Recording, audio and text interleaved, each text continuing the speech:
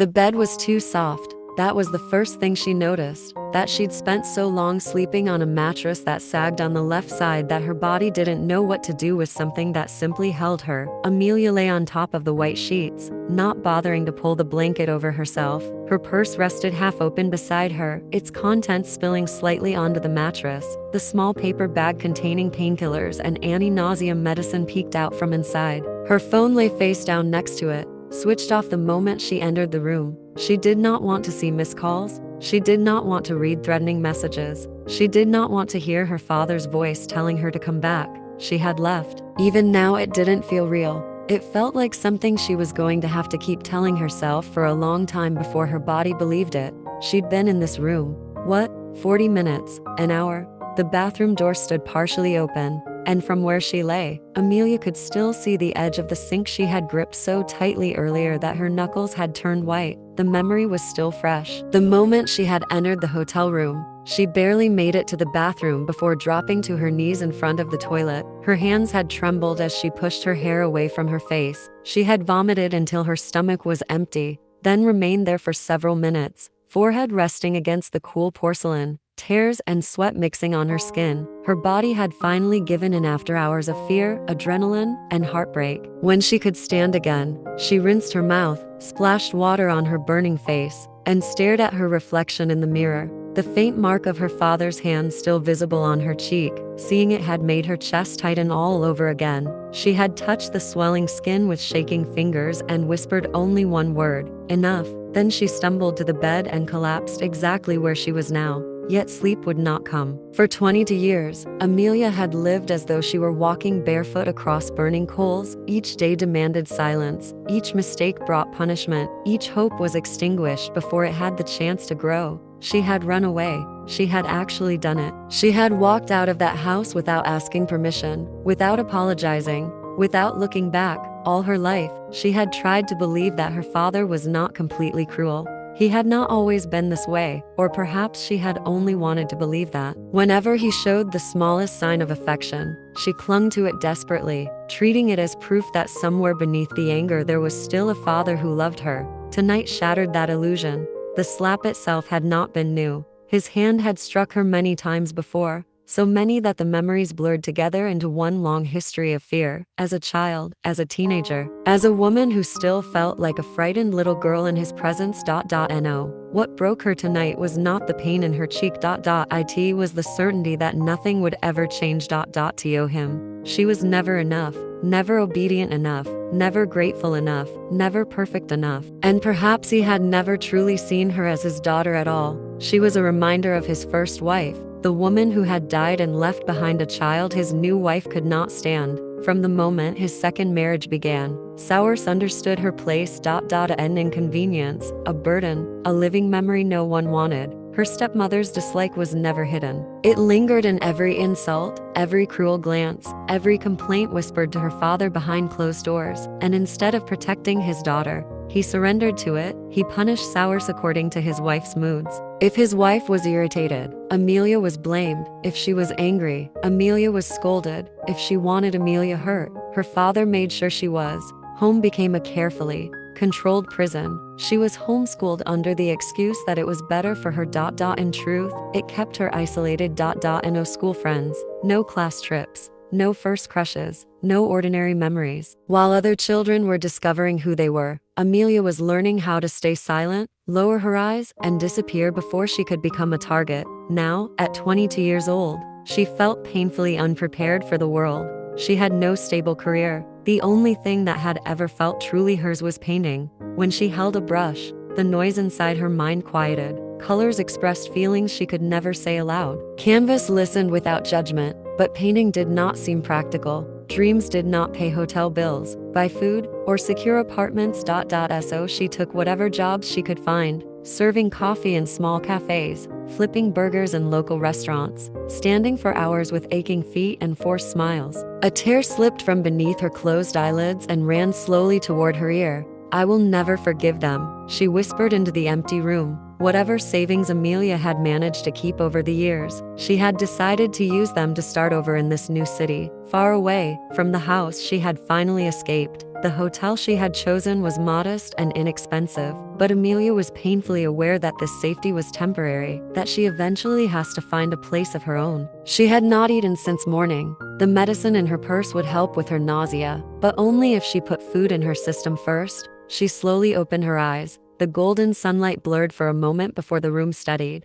"I need to eat something," she murmured, swallowing against the soreness in her throat. "Then I can come back and sleep." The simple plan felt enormous. She stood slowly, knees weak and body trembling. Then she walked toward the door with quiet, uncertain steps.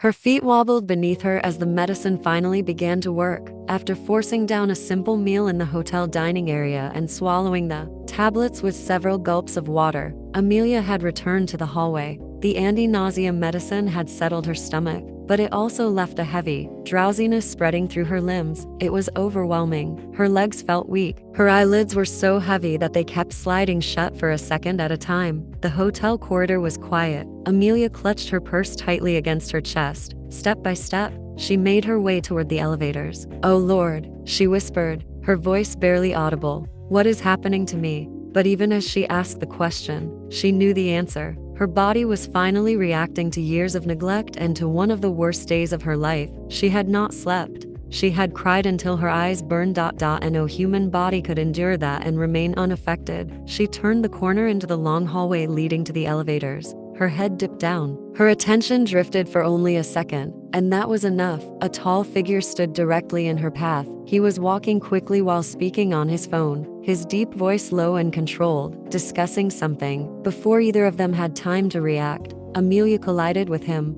The impact was stronger than she expected. A startled gasp escaped her lips. Her balance gave way, and she stumbled backward, nearly falling to the floor. The man caught his phone before it slipped from his hand, but his eyes were already on her. For an instant, irritation flashed across his features. "Watch where you're going, miss." His voice was deep, edged with impatience. He was clearly in a hurry. Amelia lifted her face. The man was extraordinarily tall, tall enough that she had to tilt her head just to look at him. But her vision was still unfocused. His features remained blurred. The first thing that stood out was the faint scar cutting across his jawline. I'm sorry," she stammered softly. "I didn't see you." The moment the words left her mouth, she lowered her gaze. Her fingers found the wall beside her, gripping it tightly as another wave of dizziness washed over her. She struggled to keep her eyes open. The man said nothing. For several long seconds, he simply looked at her. Something in her appearance had caught his attention. Without saying another word, he stepped aside, clearing the path in front of her. Amelia gave the smallest nod, too drained to offer more.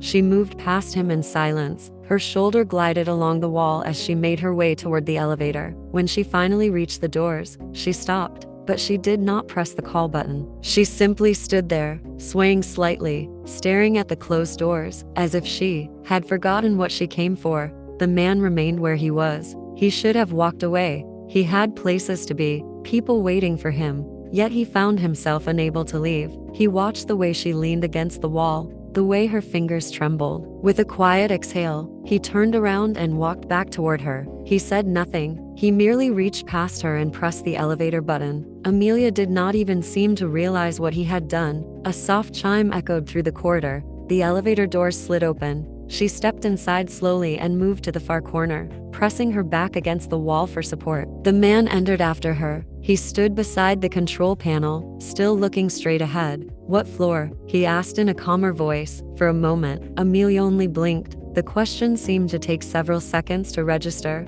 Then her lips parted. 7. That single word made him glance up. The 7th floor. The same floor where he was staying. A flicker of surprise crossed his face, but he kept it to himself. He pressed the button and moved outside. The elevator began its ascent. For several seconds, he stood there, in the hallway. Her face remained fixed in his mind, not because she was beautiful, though she was, not because she looked delicate, though she did, but because of the bruise on her cheek, a slap mark. He knew that mark better than most people ever would. He knew what it meant to wear someone else's anger on your skin. He knew what it felt like to hide pain behind silence. Years ago, he had walked through life in exactly the same way, exhausted, humiliated, holding onto walls because there was no one strong enough or willing enough to hold onto him. His foster parents had left the same marks on his face. The same silent proof that home could be the most dangerous place in the world. Looking at the girl felt like looking into a mirror from another life. He drew in a slow, deep breath. Then he shook his head, trying to push away thoughts that were suddenly far too personal. He turned and walked down the corridor. Almost 3 hours had passed since Eric had returned to the hotel floor where he had briefly crossed paths with the exhausted girl near the elevator. Normally, strangers did not stay in his mind, especially not random women from hotel hallways. Most of the guests had retreated into their rooms, and the once busy lobby downstairs had fallen into silence. Eric stepped into the elevator with one hand in his pocket and the other loosening the knot of his tie. The long day had left him exhausted and tense, and somehow, without even thinking about it, his body leaned toward the exact same corner where she had stood earlier. The realization did not hit him immediately. Only after several seconds did he realize what he was doing. A scoff almost left him. Seriously? Why was he even thinking about her? The elevator chimed softly as it reached the 7th floor. Eric stepped out and walked down the quiet hallway toward his room, loosening the expensive watch around his wrist. Then he stopped. His door was slightly open. Immediately, his expression hardened. His eyes narrowed sharply. A curse nearly slipped from his lips as his hand moved straight into his pocket, empty. A long breath escaped him. Right, he had left in such a hurry earlier that he forgot both his key card and to lock the damn door. What the hell? Anyone could have entered. Anyone. Eric pushed the door open fully and stepped inside the suite. The lights near the bedroom area were still on, casting a soft golden glow across the expensive furniture. Eric kicked the door shut behind him and bent slightly to remove his shoes. Then he froze. There was already another pair of shoes near the entrance. Women's shoes? His eyes sharpened immediately. Someone was definitely inside. His irritation deepened instantly at the thought of a stranger invading his personal space. Without making much noise, he stepped farther into the suite. His movements became careful.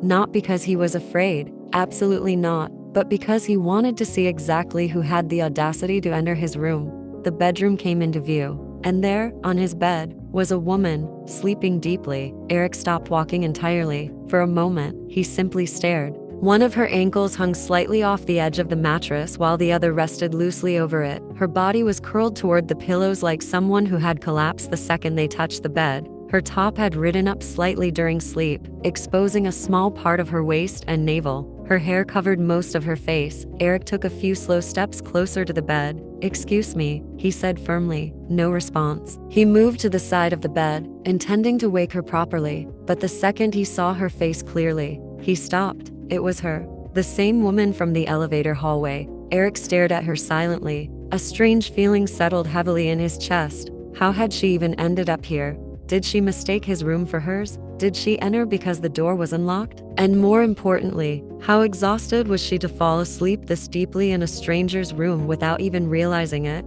Eric sighed quietly and rubbed his thumb against his jaw. "Miss?" He tried again, softer this time. "Wake up." Nothing. Not even the slightest movement. She slept so peacefully that she almost looked like a child who had finally stopped crying long enough to fall asleep. Even in sleep, there was tension there. As though her body still remembered stress even while unconscious. Eric closed his eyes briefly and exhaled. He should wake her up.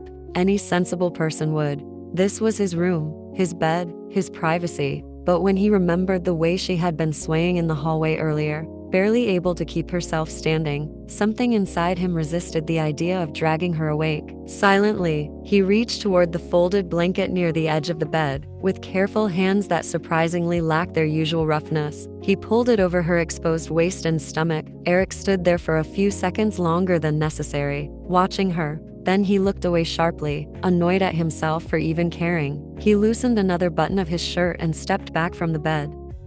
Night had completely taken over the city by the time Amelia finally woke up. The rain that had poured for hours earlier had now faded. Almost 6 hours. 6 entire hours she had spent asleep in a stranger's bed without even realizing it. Eric sat there with his laptop open across his thighs, one ankle resting over his knee while unfinished work glowed across the screen. He stayed in the room with her. He told himself it was because he did not trust leaving a stranger alone in his suite, nothing more. Yet every few minutes, his attention drifted from the laptop screen toward the bed, toward her. At some point during her sleep, Amelia had shifted completely across the mattress. The blanket he had carefully pulled over her earlier was now tangled around her legs uselessly. One arm was stretched above her head, her hair was scattered everywhere, and there was a tiny pout on her lips, a ridiculously soft one. Eric stared for 1 second too long, then another, and before he realized it, the corner of his mouth lifted slightly in a tiny smile. His eyes softened faintly as he watched her curl further into the pillows. Cute. That word hit him instantly, and the realization made his face harden immediately. Eric frowned sharply at himself and looked back at the laptop screen. What the hell was wrong with him? Smiling ?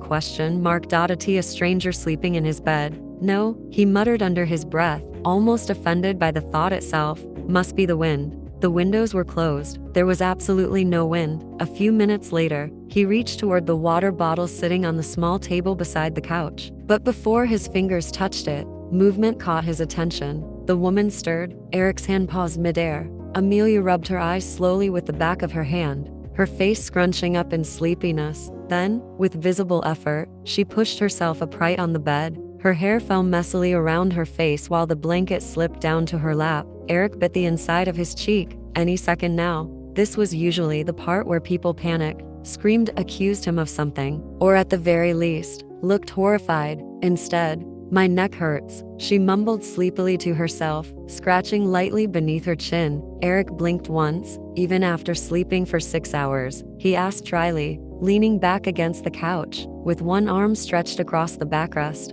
Still half asleep, Amelia nodded absent-mindedly. I think I slept in the wrong position. Then she froze, not dramatically, not with screaming or fear. She simply stopped scratching, very slowly, her head turned toward the couch, toward him. She looked at Eric, then around the room, then back at him again. Eric waited for panic, expected it. Actually, her lips pressed into a thin, embarrassed line as realization slowly settled over her.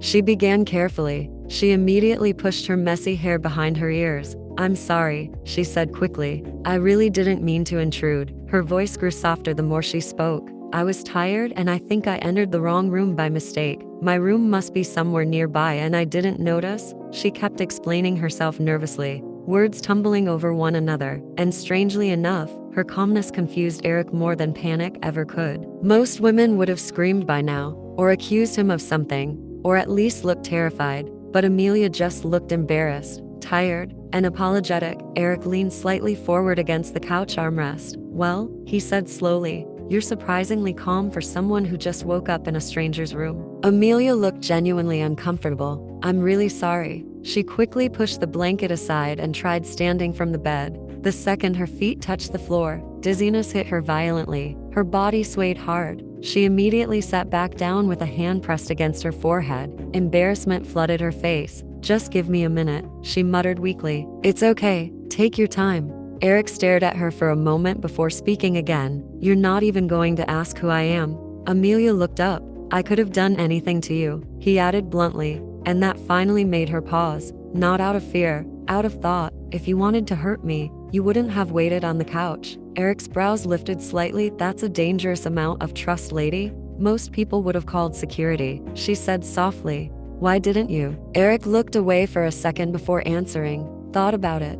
But, his gaze returned to her face. You looked terrified before you even got here. Confusion crossed her expression instantly. Huh? Then she looked at him longer this time, really looked at him, and suddenly recognition flashed across her tired face. The scar, the man from the elevator. A slow breath escaped her. Well, now this was humiliating. Amelia carefully stood again, this time slower. I understand now why you didn't throw me out, she said awkwardly. But I'm not weak or helpless or anything. I was just exhausted earlier. Eric stayed silent. You really should have called security, she continued nervously. I still can't believe you let a stranger sleep in your room. He completely ignored that. You're still dizzy, he said simply. You don't look fine. He placed the laptop aside and unfolded himself to his full height. Amelia hated how observant he was. He looked unfairly good. Tall, lean, broad shoulders beneath rolled up sleeves, dark hair falling messily over his forehead. The kind of face magazines probably paid for. But before he could take another step closer, she instinctively stepped backward toward the main door. I should leave, she said quickly. I'm sorry for the inconvenience. Eric smiled slightly, not mocking, interested. I want to know who you are. Amelia frowned immediately. Why? Well, he said casually, taking another slow step toward her. I let you sleep in my room for 6 hours. Another step. You look much better now than earlier. Another. Can I at least know your name? Her heart gave a strange, uncomfortable little jump, because he noticed. He had actually noticed the difference in her and no one usually did. No one ever paid enough attention to notice when she was tired or unwell or barely holding herself together. And somehow, a stranger had. That's none of your business, she almost said. But instead, I'm Amelia. Eric nodded slowly as he approached closer. I'm Eric. I didn't ask, she replied immediately. That made him smile, because now she was clearly nervous. She kept stepping backward while he kept moving forward with his hands in his pocket, not aggressively, but enough to corner her slowly near the door. One step, then another, until her shoulders nearly brushed the wall beside it. Only then did Eric stop. You're doing that on purpose, she said quietly. Doing what? Trying to see if I'll panic. Something flickered briefly in his expression. She was right, and he asked softly, and I'd really like to leave now. Without looking away from him, her fingers searched behind her for the door handle. Then, Amelia. Her breath caught slightly. The way he said her name was gentle, too gentle, like he had known her longer than 10 minutes. Eric lifted 2 fingers beneath her jaw carefully, not gripping, just enough to tilt her face slightly toward him. His thumb hovered near the fading bruise on her cheek, never touching it. You're going to run into me again, he said quietly. Amelia didn't pull away, because pulling away would make her look nervous. Hotel's big, she replied softly. Then she opened the door and walked out without looking back once. The suite fell silent again. For several seconds, Eric simply stood there staring at the closed door. Then suddenly, a chuckle escaped him, dangerously interested. He grabbed his phone from the table and dialed immediately. The call connected on the first ring. Find someone for me. Eric walked toward the massive window overlooking the city. Her name is Amelia, he said calmly. She's checked into this hotel. A pause, cross-check with the front desk. Another pause. And Ronan. Yes, boss. Do it quietly. The line disconnected. Eric slipped one hand into his pocket while staring out at the dark skyline. Most people bored him. Most people were predictable. But her? She walked into a stranger's room, slept like she hadn't rested in years, and looked at him without fear. That alone made her interesting. Exactly 40 minutes later, his phone rang again with Ronan's message. Eric glanced at the screen. A slow smirk spread across his face as he answered. Something told him this girl was not going to be simple at all. It had been weeks since Amelia started searching for jobs. Every single morning began the same way now. Wake up, open her laptop, search, apply, wait, repeat. Her previous job at a small cafe had taken almost 3 months to find, so she never expected things to happen quickly this time either. But back then, at least she still had a place to stay and food waiting at home. Now things were different. Now she desperately needed money. The savings she had brought while running away from home were slowly disappearing little by little. The apartment she recently rented was cheap, very cheap, which explained almost everything about it. The wallpaper near the kitchen corner was slightly peeling, the heater made weird clicking noises sometimes, and the living room window refused to close properly unless pushed hard twice. But despite all that, she liked it, because it was hers. No screaming, no insults. The silence inside the apartment felt lonely sometimes, but peaceful too. Ugh, I'm hungry, she groaned softly, but she had only instant noodles at home, again. But just as Amelia reached the doorstep of her apartment, her tired eyes noticed something lying near the door, a pamphlet, urgent hiring for a chef. Her brows lifted a little. Well, that's random. The paper looked freshly printed, probably distributed around the earlier in the day. At the bottom was a phone number. Amelia stared at it for a few seconds. Chef, she almost laughed. She wasn't terrible at cooking, but calling herself a chef felt like a joke. Still, a job was a job. And right now, she could not afford to be picky. Besides, the pamphlet had literally been sitting outside her door. There was no shame in at least trying. It wasn't like she expected to actually get selected anyway. With a quiet sigh, Amelia unlocked the apartment door and stepped inside. She kicked her shoes off near the entrance, dropped her bag onto the couch. Then she dialed the number. The phone rang twice before someone answered. Hello, a man spoke professionally from the other side. How may I help you? Hi, I'm calling about the hiring pamphlet for the chef position. There was a brief pause. Do you have prior experience working in a kitchen? A little. Amelia answered honestly while walking toward the kitchen absent-mindedly. I worked part-time in cafes before, but not exactly as a professional chef. That's alright. We're currently looking for someone urgently, so we're holding cooking demonstrations instead of formal interviews. Amelia blinked in surprise. Oh, can you come tomorrow morning? Tomorrow? She repeated quickly. Yes, sharp 9 a.m. It's a position for a personal chef. Amelia looked around her apartment as if the walls themselves could answer whether this was a good idea or not. Okay, she said softly. I'll come. Good. Please don't be late. I won't. The call ended shortly after. Then suddenly, a nervous laugh escaped her. What did I just sign myself up for? She looked toward the kitchen counter, where instant noodles still waited for dinner, and somehow, for the first time in weeks, tomorrow did not feel completely hopeless anymore.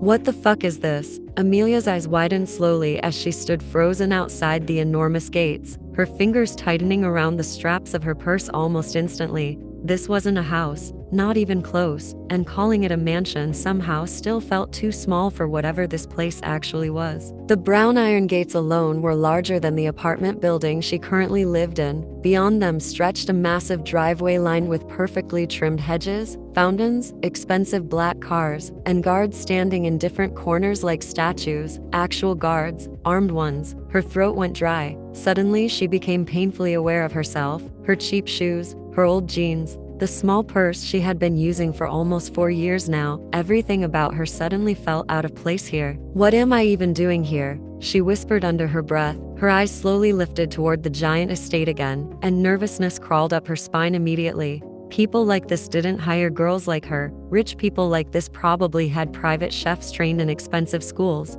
Meanwhile, she was here because she once worked at a cafe and knew how to cook basic homemade food. Should I just go back? She shifted awkwardly from one foot to another, already half turning around to leave before embarrassing herself further. But then suddenly, did Mr. Ronan call you here for the chef role? Amelia immediately looked back. An older woman stood near the entrance carrying a watering can in one hand. She looked kind, dressed neatly in simple clothes, unlike the intimidating guards around the property. Amelia almost shook her head out of panic, almost. But then she stopped herself. There was no harm in trying. She had already come all the way here. If she left now, she would only regret it later. I don't know who Mr. Ronan is, she admitted awkwardly, but yes, I was called here for the cooking job. The woman smiled gently. Then come with me. Amelia nodded quickly and followed behind her through the gates, though her eyes continued moving everywhere around the property in disbelief. How many people even live here? Amelia asked quietly after a while. The older woman smiled slightly and glanced back at her. Don't worry, you only have to cook for one person. Amelia blinked. One person? Maybe to sometimes. Her eyes widened immediately. This entire place, for only 2 people. The woman laughed softly. Most of the time the mansion is emptier than it looks. It's usually just workers and security around here. Amelia looked around again, even more confused now. What does the owner even do? The woman shrugged casually. I don't ask questions, but I earn $30,000 a month just for taking care of the plants here. Amelia nearly choked on air. 30,000. The woman nodded normally like it was nothing.